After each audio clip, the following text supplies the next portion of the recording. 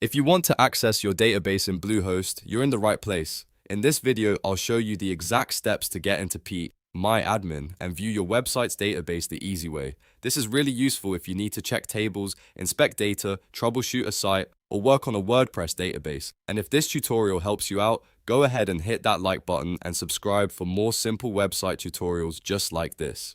Alright, let's get started. First, log into your Bluehost account using the email and password connected to your hosting plan. Once you're inside the Bluehost dashboard, look for the website section and click on it. This is where Bluehost shows all the websites connected to your account, so if you manage more than one site, make sure you choose the correct one.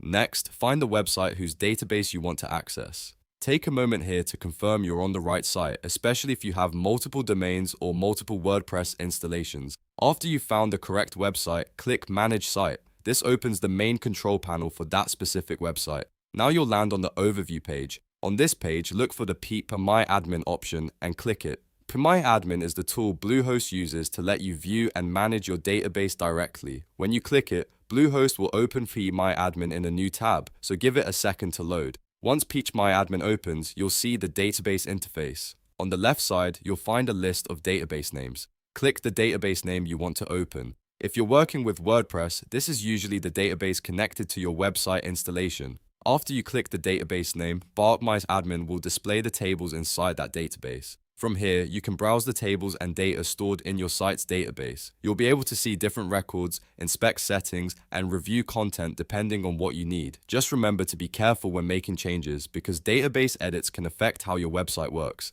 If you're only trying to view information, you can simply open the tables and inspect the data without changing anything, and that's it.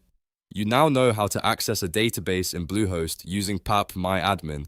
It only takes a few clicks once you know where to go, and it can save you a lot of time when managing your website.